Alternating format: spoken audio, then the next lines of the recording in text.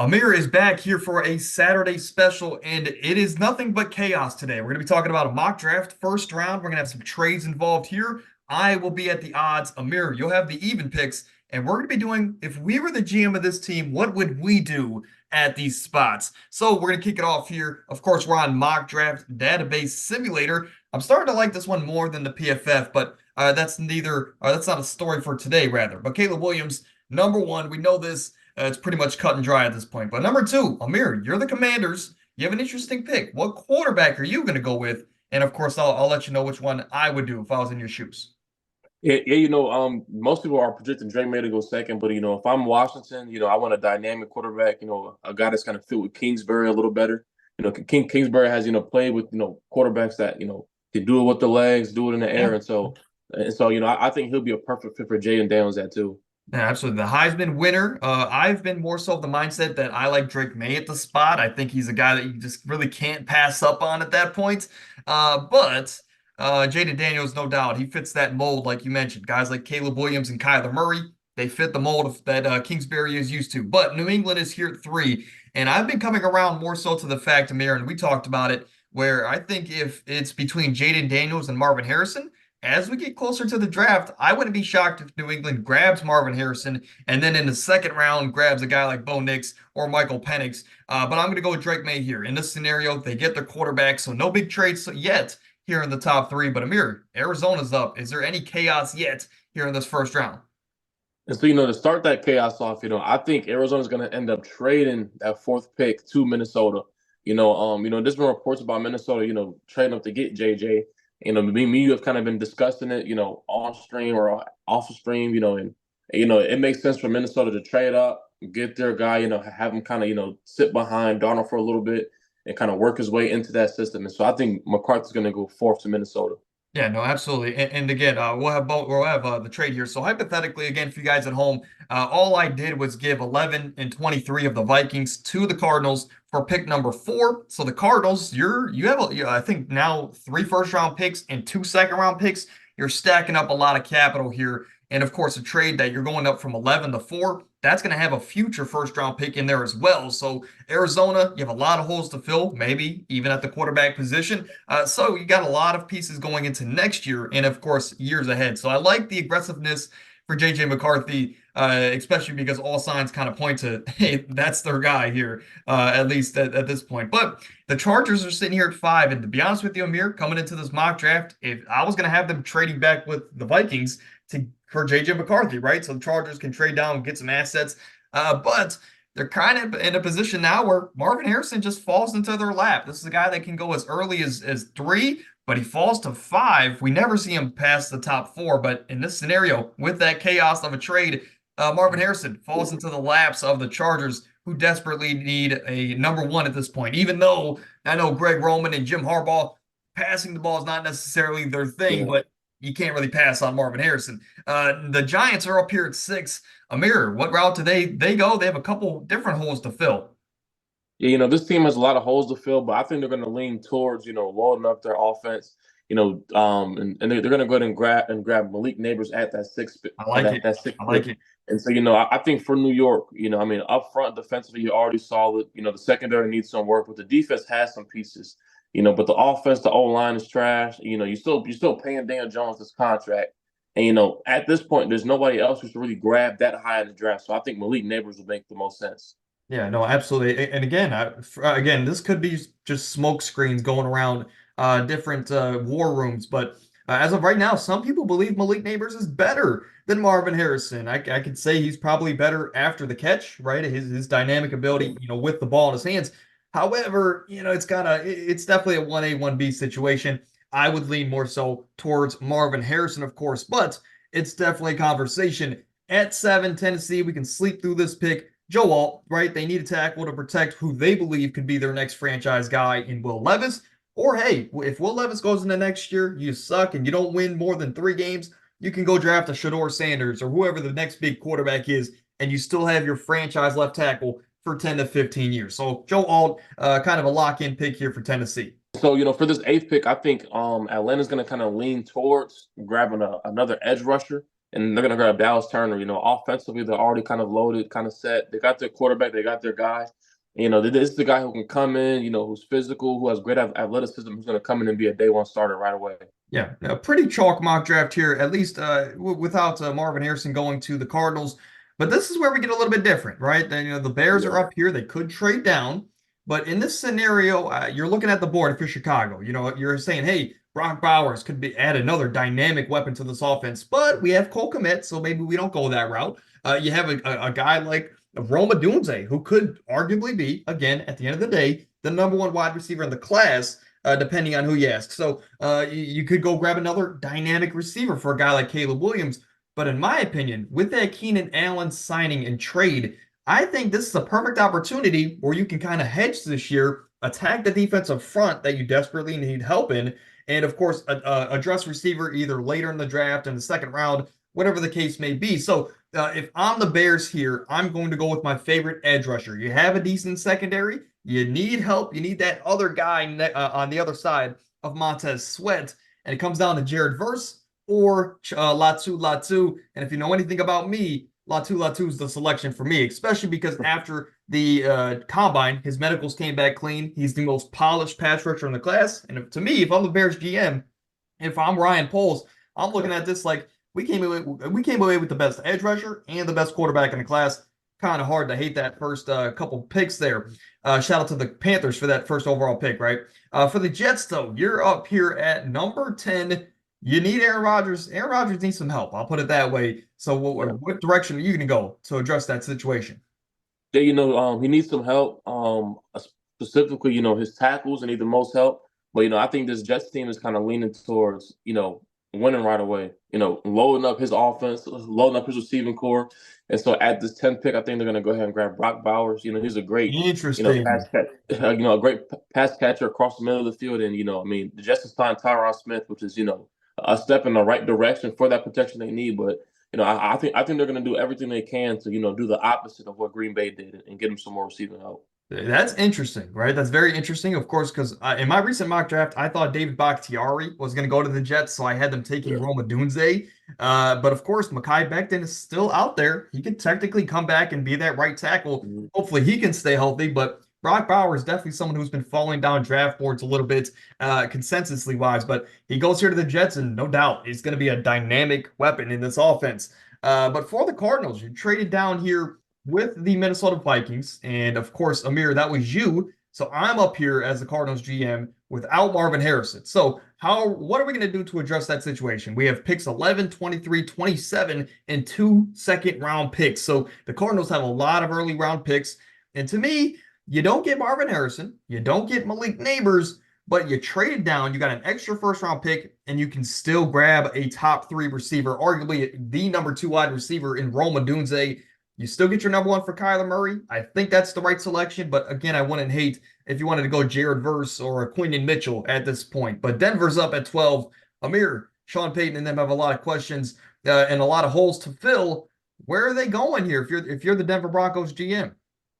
And so, I think what Denver's going to end up doing is end up trading that pick to Philadelphia. Wow. Trading that tough pick to Philadelphia. So Philly's going to trade up. Go ahead and specifically target their need, which is a defensive back. And I think they're going to go ahead and grab the guy who had, by far the best combine performance, Kenyon Mitchell. He honestly fits that system. He's physical, has great speed, athleticism. He's going to fit well in that system. Yeah, a guy who's been climbing up draft boards is a great way to put it. But Quinion Mitchell definitely had arguably the best combine. Terrion Arnold is definitely up there. But Quinion Mitchell went from a guy who was, in most people's in the rankings, the 3rd, 4th cornerback, and now people really have him as the number 1 cornerback. So shout out to Quinion Mitchell. But wow, Philly trading up is something I haven't had. But again, this is what this mock draft is about. They're just having some chaos, right? At 13, the Raiders are up, and I think it's kind of a cut and dry situation. You could go tackle. The top quarterbacks are off the board where you couldn't really trade up for one of them. So at this point, I'd say, hey, Quinion Mitchell's gone, but let's go out there and grab maybe, again, the best cornerback in the class, and Terrion Arnold. They need a number 1 from day one, and I think Terrion Arnold, even though he doesn't have a long experience as a cornerback, he definitely outplayed Kool-Aid last year, and he has all the signs and all the potential. to be an elite cornerback one at the next level. And Amir, you're going to need that in a division like the AFC West. Guys like, now you have Marvin Harrison for the Chargers. You have Cortland Sutton there for Denver. And of course, all the talented weapons there in Kansas City. You're going to need that alpha number one corner. And Terrion Arnold could be that for Las Vegas. But New Orleans is up here. They're an interesting spot. Brock Bowers has been a player to go there a lot lately. But where do you have New Orleans going here if you're Dennis Allen? New Orleans is in a spot where they're like in purgatory, in the middle of just flatlining. And so, I think for this team, I mean, you still got some solid pieces, in the skill category, offensively. I mean, the defense is always going to be, somewhat solid. And so, I think what they're going to do is draft a tackle. They're going to go ahead and grab Olu Fashanu from Penn State. Somebody that's going to come in, instantly be a pretty good pass blocker for Derek Carr and a pretty good run blocker. And he's got the most potential in the class, maybe outside of Joe Alt after the combine. This is a guy that consensusly was a top 10 pick originally, but now I think I would have Talise Fuaga above him. But again, for the Saints, it's really pick your poison. Well, what tackle do you want to come in and be your guy for the next 10 or so years? Because this tackle class is stacked for the top 6 to 7 guys. But for the Colts, you're up here. Both top corners are off the board. And Amir, you put me in a really tough situation where Brock Bowers is gone. I've loved that pick for the Colts here, and both corners are off the board. I could go Jared Verse. Jared Verse is a very interesting player here, a guy that could be the guy for them off the edge for a couple of years. Byron Murphy is another interesting guy that could pair next to DeForest Buckner.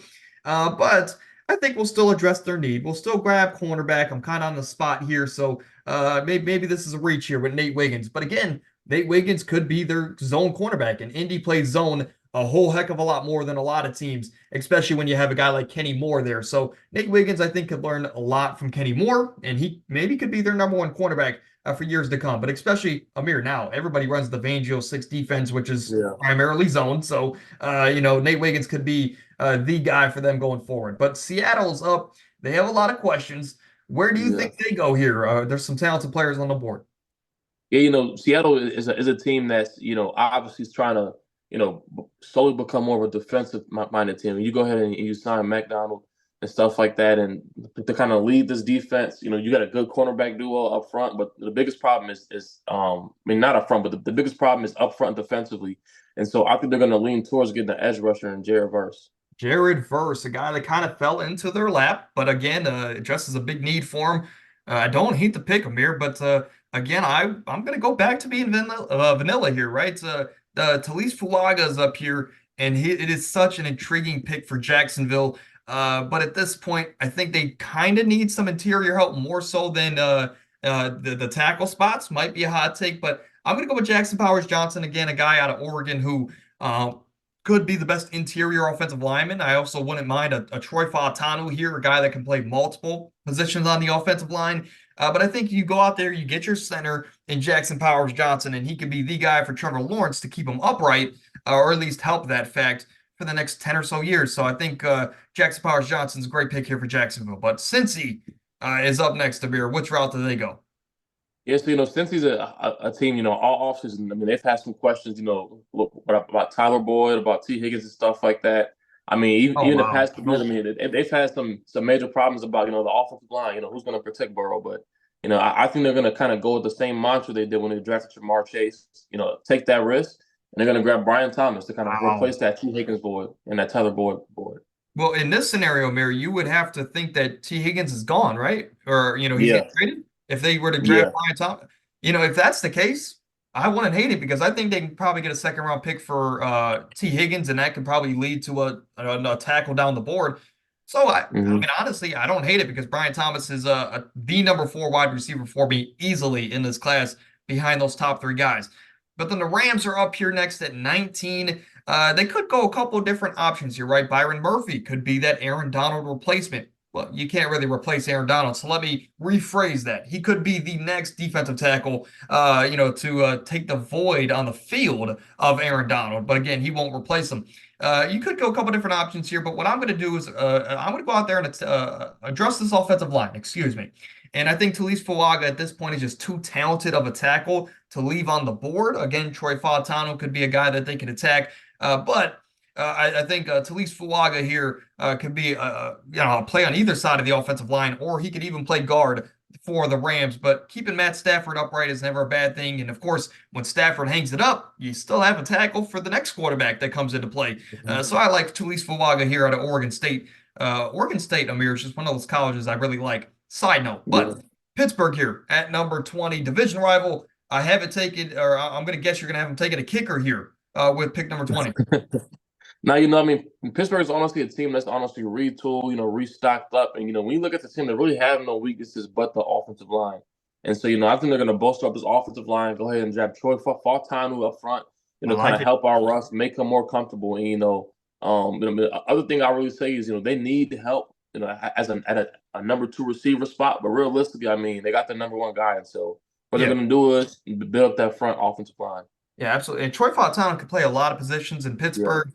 They need a lot of help on that offensive line, so he can really play inside, outside. Some people have even thrown out the idea he can be a center. I wouldn't go that far, but Troy Fautanu could play really all 5 positions. So a big, versatile piece there for Pittsburgh. But then Miami's up here, and, honestly, I contemplated having them trade down with a team like Green Bay here, right? Or a team like Dallas even, a team that needs some tackle help, more so probably than Miami at this point. But Miami, you're up here. You could go with a guy like J.C. Latham, attack the offensive line, protect Tua Tagovailoa. But I think, at this point, we're going to go with a guy that could be our Christian Wilkins replacement from day one in Byron Murphy II. I think Byron Murphy is a better prospect at this point in their careers than Christian Wilkins was. And Byron Murphy, hey, I'm not going to say he will be Christian Wilkins, but I think you're giving yourself a pretty good shot that he could be the next guy up for you in that front 7. So I like Byron Murphy here out of Texas to the Miami Dolphins, especially now because the Bills run the ball a whole heck of a lot. So you need someone there that can stop James Cook. But Denver is back up here. Remember, Amir, they traded down with Philly, and now they have pick 22, and of course some second-round picks they added in that trade with Philadelphia. But you trade down 10 spots. What is the move here? Do they shock the world here, reach a little bit, or do they address some other needs?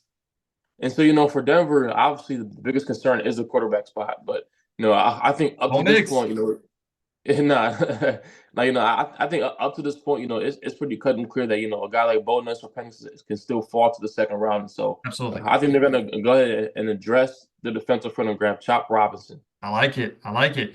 Side note, I didn't know that this was his first name. I think it would make more sense now that his parents wouldn't name him Chop. But it's first time on this website, at least on PFF, they have him listed as Chop Robinson. So it's first time I've ever seen his actual first name. But again, definitely talented edge. Of course, a lot of people are higher on him than me. But again, the explosiveness is there. The game wrecking ability is there off the edge. He's a little bit raw, but again, stuff like that. I mean, Denver's always been good, Amir, at developing pass rushers. I mean, in the last mock, I had them taking lot two. I think in the one before that, I had him taking Jared Verse. So the pass rusher seems to be the way to go for them. But he could be their next Bradley Chubb, Von Miller kind of guy for the next 10 to 15 years, hopefully. At pick 23, the Cardinals, remember, they also traded down. And now I'm in a position where I got to pick for your trade down spot, Amir. But of course, at 11, I had them taking Rome Odunze, and I'm here at 23. I could go tackle. Of course, the Cardinals, pretty much outside of quarterback, need everything. But I think at this point, a guy that I've had going to them in a lot of mock drafts, and I like him. I think he's actually underrated when it comes to the draft process, is Johnny Newton, a guy that, to me, is the number 1 defensive tackle in the class, a guy that's just a space eater. But of course, he's very quick with his hands and very powerful. Of course, just a true game wrecker up front. So if you're Arizona, we still have another first-round pick coming up here. But so far, you get my number 3 wide receiver. Some people have Rome Odunze as a number 2 or maybe even a number 1. And then you also get Johnny Newton. So I think you get 2 pivotal team captain players on both sides of the ball. But Dallas is here. Very uneventful offseason, Amir. We talked about it on Thursday. But where are you going to go here? What's going to make some noise for these Dallas fans to keep them happy? I mean, this Dallas team, despite them not really making much noise, I mean, they're still a super loaded team. I mean, on both sides of the ball, but No the doubt. biggest loss was them losing Tyron Smith, and so I think at this point in the draft, they're going to lean towards a guy, who's a little bit inexperienced, but he's still super talented, and so I think they're going to grab Amarius Mims out of Georgia, Like kind it. of help bolster up that offensive line long term. Yeah, so Daniel Jeremiah, a guy view very highly in the draft process. He said that this dude looks like Thanos on the football field, just because he's like 6'8", 350, and he can move. So definitely a special athlete. I just gotta hope a guy that his size can stay healthy. We've seen guys of similar Yeah. size and stature like Mekhi Becton battle injuries. But I mean, when you're 6'8", you're gonna deal with ankle injuries no matter the sport. But for Green Bay, you're here at number 25, and you're in a situation where I like Amarius Mims to Green Bay. I really do. I like J.C. Latham a lot here to Green Bay. And he's still on the board. J.C. Latham is still on the board. So we're gonna go with him, right? You lost to David Bakhtiari, right? So this is a guy that's a mirror. I think we had a little mishap here, but J.C. Latham, I like here to Green Bay. Of course, Graham Barton could be another interesting selection here. But J.C. Latham addresses a big need for Green Bay. And of course, Amir, we talk about it all the time. They had the most offensive line combinations last year, and Jordan Love Mhm. still looked amazing second half of the year. Let's protect our quarterback and let's make his job a little bit easier. I think J.C. Latham does that for Green Bay. At 28, though, or 26, Tampa Bay, a couple different options here. Which route do you think they go here with Todd Bowles?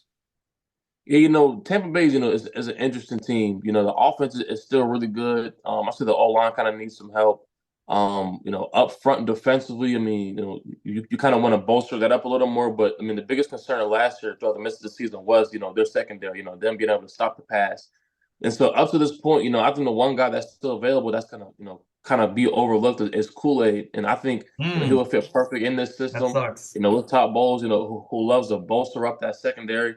And so I think he's going to fall right into the lap perfectly. Yeah, that was honestly going to be my pick for Arizona. Arizona is a team that needs a cornerback number one, and I think Kool-Aid has more of a potential to be that than a guy like Cooper DeJean, even though Cooper DeJean might be a better prospect. But Kool-Aid McKinstry, I like the pick there to Tampa Bay, especially with a guy like Chop Robinson off the board. But then we talk about Arizona, right? I could go, they have Roma Dunze and they have Jerzon Newton.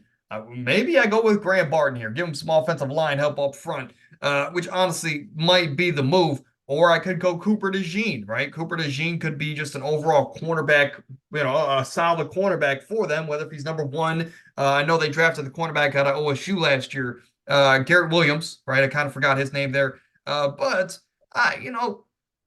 Graham Barton is a very interesting selection. Tyler Guyton is as well. But for just the best player available standpoint, I think that Arizona's in.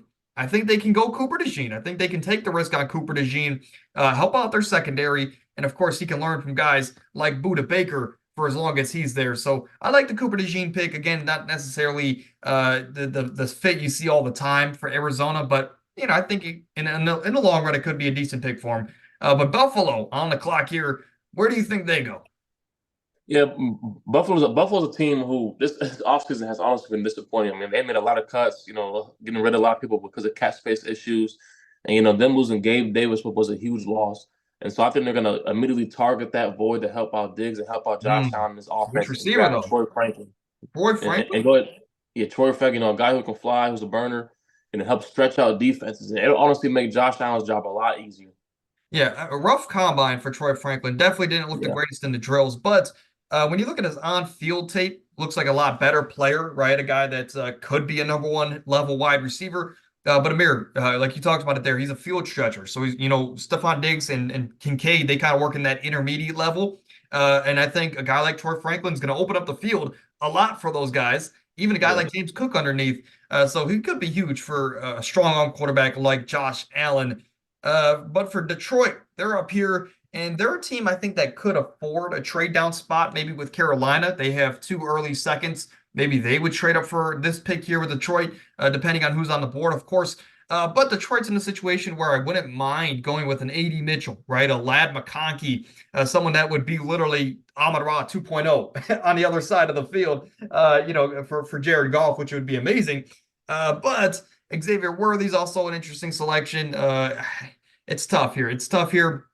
I know they lost Jonah Jackson. Jonah Jackson, so they could go with Graham Barton here. And honestly, in a run-heavy offense that they are, Darius Robinson, also a very good edge player there out of Mizzou.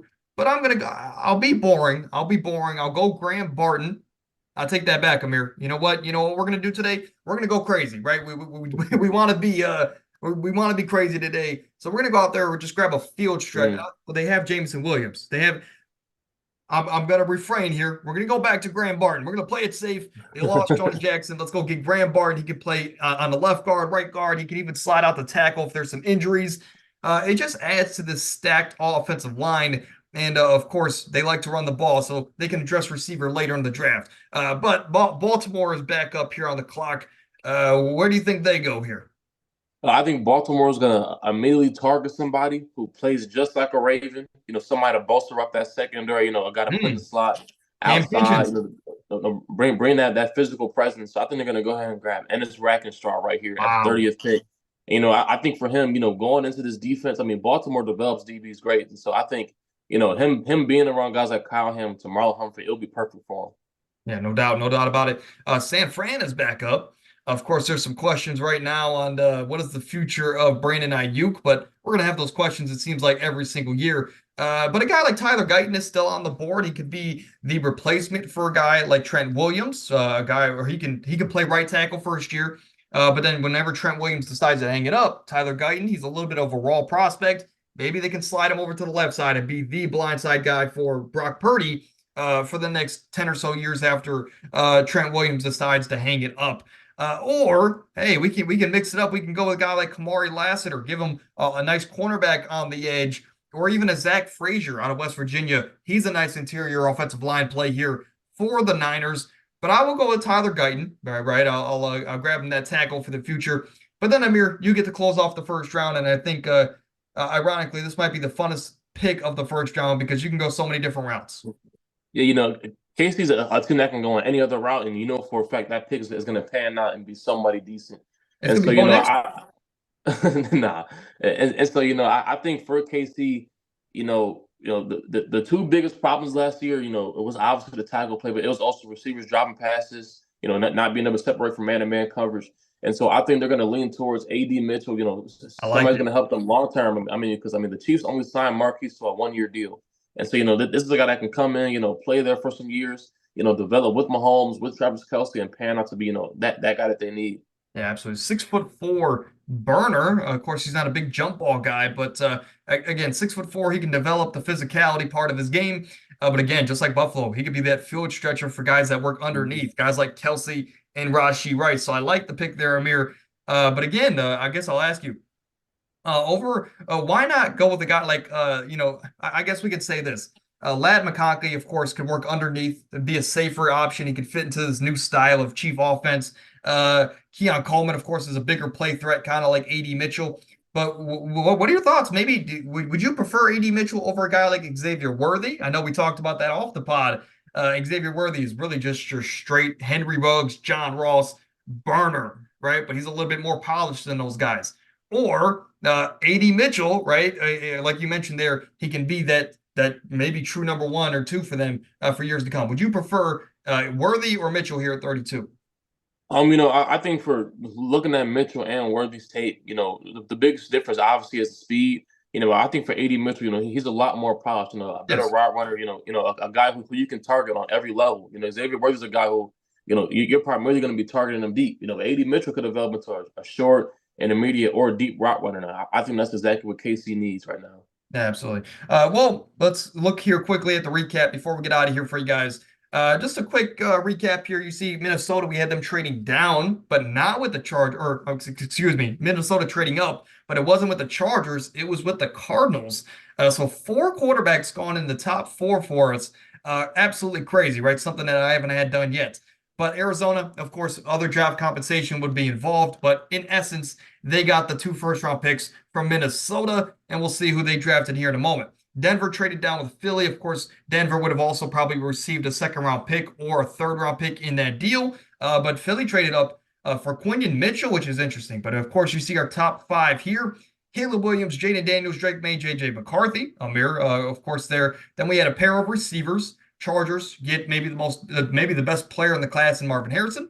Titans get their tackle. Atlanta gets the shoe in Dallas Turner. I had Latu over Jared Verse to the Bears, which I stand by. I think another interesting selection is Brock Bowers to the Jets over a tackle. That is an interesting spot there, but again, could be a huge offensive punch. Arizona doesn't get the top two guys, but they are going to settle happily with Rome Odunze in another draft compensation pick. Quinton Mitchell, in an interesting trade up, goes to the Eagles. Amir addresses their needs to a high degree. We saw Terrion Arnold, Olaf Fashanu. You guys see the draft board. I don't have to go through it yet again, but some interesting guys fell here. I think guys like Cooper DeJean falls all the way to 27. We saw Ennis Rakestraw. Amir, I love that pick, and you touched on it perfectly. That dude is a Baltimore Raven. But any additional thoughts here before we get out of here, Amir? Of course, your first mock draft on the channel. Not really. This draft is loaded with offensive talent. I mean, all the way from quarterbacks, receivers, to offensive linemen. I think, once the draft comes, this is going to be all out of place, completely different than what we mocked. Because it's so loaded. Yeah, the drafting is just under a month away. So, of course, it's one of my favorite times of the year, whether if it's day one or day two. I'll be honest. I mean, who really watches day three? You watch more commercials than actual draft picks.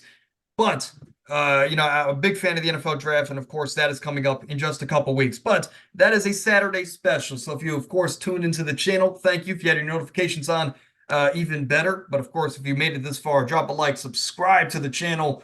Amir, maybe you'll be back Thursday. If not, we'll see you the following Thursday for some interesting topics here on the channel. But until then, stay happy, stay healthy. Let's get out of here.